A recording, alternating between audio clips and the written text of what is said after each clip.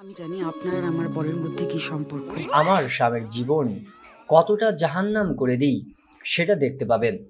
ভারতের জনপ্রিয় টেলিভিশন নাটক ওগবধূ সুন্দরী খ্যাত অভিনেত্রী ঋতাভরী চক্রবর্তী ছোট পর্দার পর রূপালী জগতেও পা রেখেছেন তিনি।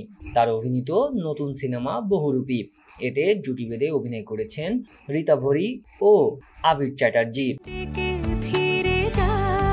নন্দিতা রায় ও শিবপ্রসাদ মুখার্জি পরিচালিত সিনেমাটি আগামীকাল মুক্তি পাবে। এই সিনেমার প্রচারে কাজ নিয়ে টানা ব্যস্ত সময় পার করছেন ঋতাভরী। কয়েকদিন আগে এই সিনেমার ট্রেলার লঞ্চ হয়েছে, আর সে অনুষ্ঠানে এই অভিনেত্রী বলেন, আমি আমার স্বামীর জীবন কতটা জাহান্নাম করে দেই সেটা দেখতে পাবেন। হঠাৎ এমন মন্তব্য কেন করলেন ঋতাভরী? মূলত 1 অক্টোবর ছিল ঋতাভরীর প্রেমিকের জন্মদিন। প্রিয় মানুষের বিশেষ দিনটি উদযাপন করতে মুম্বাই যাওয়ার পরিকল্পনার আগেই ঠিক করে রেখেছিলেন, কিন্তু বাদশাদে ট্রেলার লঞ্চিং অনুষ্ঠান, কারণ 1 অক্টোবরই ট্রেলার লঞ্চের দিন ধার্য করা হয়। ট্রেলার লঞ্চিং অনুষ্ঠানে হাজির হয়ে ঋতাভরী চক্রবর্তী বলেন, সিনেমার প্রমোশনের জন্য ডেট দেওয়া হচ্ছিল। আমি তখন আমার ম্যানেজারকে বলেছিলাম, আর যাই হোক 1 অক্টোবরে কোনো ডেট রেখো না, ওই দিন আমি কোনো প্রমোশনে যেতে পারবো না। ওই দিন আমার বয়ফ্রেন্ডের জন্মদিন, আমাকে বোম্বে যেতে হবে। ঠিক কয়েকদিন আগে সমস্ত প্ল্যানিং হয়ে গিয়েছে যে আমি বোম্বে যাব, আবার পরের দিন সকালে ফিরে আসব। পরে জানতে পারি ওই একটা দিনই সবার ডেট পাওয়া গিয়েছে ট্রেলার লঞ্চের জন্য।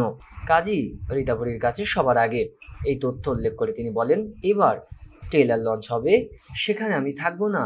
এই আলোচনাটাই করার কোনো মানে নেই, কারণ শিবদার প্রতি বা বহুরূপীর প্রতি যা কমিটমেন্ট, বিশ্বাস করো আমি আমার বয়ফ্রেন্ডকে খুব ভালোবাসি, হয়তো তোমাদের তার থেকেও বেশি ভালোবাসি, তাই এটা আমার কাছে গুরুত্বপূর্ণ আর গুরুত্বপূর্ণ থাকবেই। নমস্কার, আমি ঋতাভরী। কারণ ব্যাখ্যা করে ঋতাভরী চক্রবর্তী বলেন, আজকে মানুষের ঘরে ঘরে মনে মনে যে জায়গায় আমি পৌঁছে গেছি, কখনো শবরী হিসেবে, কখনো ফুল্লরা হিসেবে, আশা করছি এবার পরী হিসেবেও। পরীর জীবনে অনেক শেড আছে, সেটা সিনেমা দেখলে বুঝতে পাবেন। আর আমি আমার স্বামীর জীবন কতটায় হেল করে দেই সেটাও দেখতে পাবেন। ঋতাভরী যখন এসব কথা বলেন তখন তার পাশে মুখ চিপে হাসছিলেন আবির চ্যাটার্জি। তাকে দেখিয়ে ঋতাভরী বলেন, এরকম এক্সপ্রেশনও ও দেয়, তবে এটাই হয়তো ও সিনেমায়ও দিতে চেয়েছিল। তারপর দেখলি পুলিশের হাতে সান্টিং।